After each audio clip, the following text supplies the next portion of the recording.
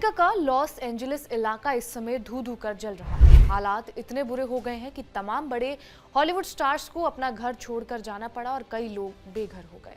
16,000 एकड़ की जमीन अब तक जल चुकी है, जो लगातार बढ़ती ही जा रही है। सोशल मीडिया प्लेटफॉर्म एक्स पर लोग कैलिफोर्निया की फोटोज शेयर कर रहे हैं।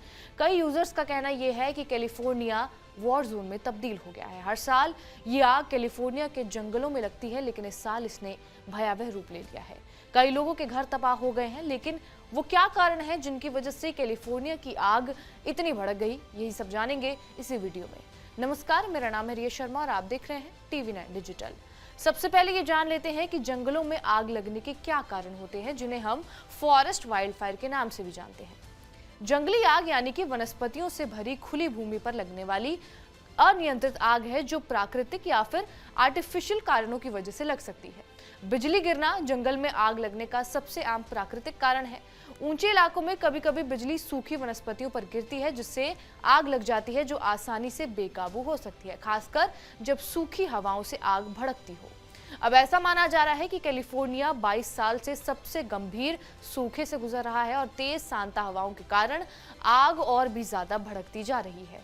जैसे जैसे तापमान बढ़ता गया, वैसे वैसे जमीन की शुष्कता या फिर सूखापन भी बढ़ता गया, जो तेज सांता एना हवाओं के साथ मिलकर विनाशकारी साबित हुआ।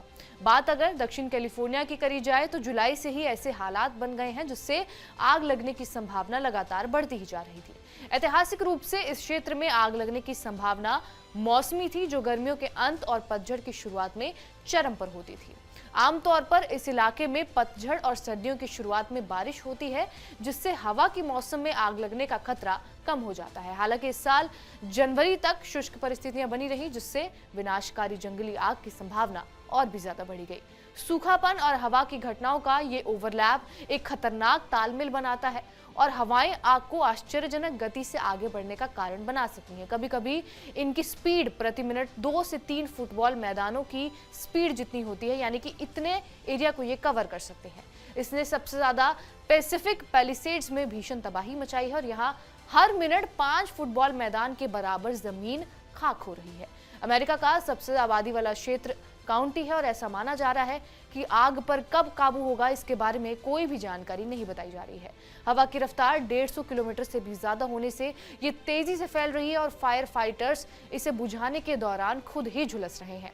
जिस समय ये आग लगी थी, उस समय हवा की रफ्तार 70 से 80 किलोमीटर की थी, जिसके कारण टीम ने इस आग पर 30% तक काबू पा लिया था। लेकिन हवा की रफ्तार बढ़ने से इसने और भी ज्यादा विकराल रूप ले लिया है। ऐसा माना जा रहा है कि जब हवाएं धीमी होंगी, तभी इस आग पर काबू पाया जा सकेगा। लॉस एंजलिस के अग्निशमन प्रमुख क्रिस्टिन क्रोले ने कहा कि हम अभी खतरे से बाहर नहीं हैं, फाइटर आग पर काबू पाने में जुटे हुए हैं। अभी आग के बारे में कुछ भी नहीं कहा जा सकता है। हाल ही में हॉलीवुड एक्ट्रेस प्रियंका चोपड़ा ने भी अपने इंस्टाग्राम पर वीडियो शेयर करते हुए इस आग के बारे में जानकारी दी थी और आग को बुझाने वाले फाइटर्स की तारीफ भी की थी। बहरहाल, इस खबर के ऊपर आपकी क्या प्रतिक्रिया है, हमें कमेंट करके जरूर बताएं। बाकी देश और दुनिया की तमाम बड़ी खबरों से अपडेटेड रहने के लिए सब्सक्राइब करिए TV9 डिजिटल।